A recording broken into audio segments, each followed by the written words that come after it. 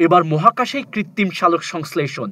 আর সেই কৃত্রিম সালোক সংশ্লেষণের মাধ্যমে মহাকাশে অক্সিজেন তৈরি করলেন চীনের মহাকাশচারীরা। বিশেষ এক পদ্ধতির মাধ্যমে অক্সিজেন ও রকেটের জ্বালানি তৈরি করলেন তারা। তিয়ানগং স্পেস স্টেশনে অক্সিজেন তৈরি করা হয়েছে বলে খবর।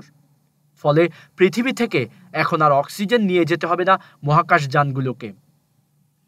মহাকাশ গবেষণায় একের পর এক অভূতপূর্ব সাফল্য অর্জন করছে চীন। এবার কৃত্রিম সালোক সংশ্লেষণ প্রযুক্তির মাধ্যমে মহাকাশে অক্সিজেন ও রকেটের জ্বালানি তৈরির সাফল্য পেলেন চীনের বিজ্ঞানীরা। বেশ সাধারণ সরঞ্জাম এবং ন্যূনতম শক্তি ব্যবহার করে কাজ করেছে এই প্রযুক্তিটি।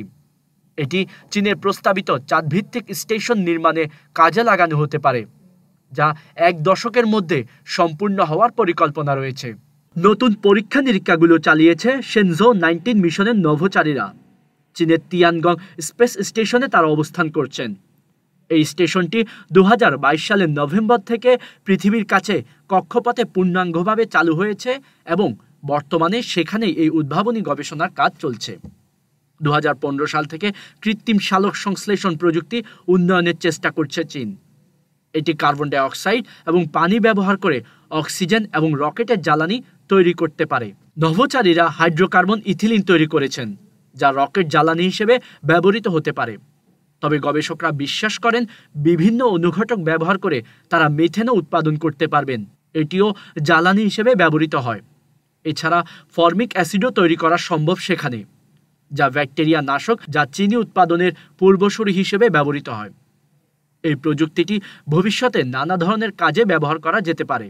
গবেষকরা এই প্রযুক্তির বিস্তারিত তথ্য প্রকাশ করেননি। কৃত্রিম সালোক সংশ্লেষণ প্রযুক্তি আধুনিক মহাকাশ স্টেশনে পানির মাধ্যমে অক্সিজেন তৈরি করার জন্য ব্যবহৃত ইলেকট্রোলাইসিস প্রযুক্তির তুলনায় অনেক কম শক্তি ব্যবহার করে। 2023 সালের একটি গবেষণার তথ্য অনুযায়ী ইলেকট্রোলাইসিস প্রযুক্তি আন্তর্জাতিক মহাকাশ স্টেশনের উৎপাদিত মোট শক্তির প্রায় 1/3 পর্যন্ত খরচ করে।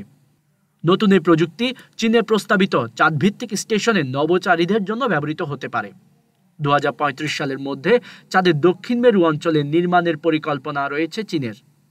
চাঁদের ভবিষ্যতে বসবাসকারী মানুষদের জন্য অক্সিজেনযুক্ত বাতাস এবং পৃথিবীতে ফিরে আসার জন্য উড়োজাহাজের জ্বালানি উৎপাদন করতে সক্ষম করবে চীনের নতুন এই প্রযুক্তিটি। এটি চাঁদে থাকা পানির মাধ্যমে সম্ভব হবে। ফলে চাঁদে যেতে এখন থেকে আর এসব উপকরণ নিয়ে যেতে হবে না, যা মহাকাশ অভিযানকে আরও সাশ্রয়ী এবং সহজতর করতে সাহায্য করবে। চাঁদভিত্তিক স্টেশন নির্মাণের জন্য 2030 সালের মধ্যে নভোচারীদের চাঁদের পৃষ্ঠে পাঠানোর পরিকল্পনা করছে চীন। অপরদিকে আর্টেমিস মিশনের মাধ্যমে 2026 সালের মধ্যে মানুষকে আবারও চাঁদে নিয়ে যাবে নাসা। তবে আর্টেমিস মিশনগুলো বারবার বিলম্বিত হচ্ছে, ফলে চীনের পরিকল্পনা এর আগে বাস্তবায়িত হলেও হতে পারে।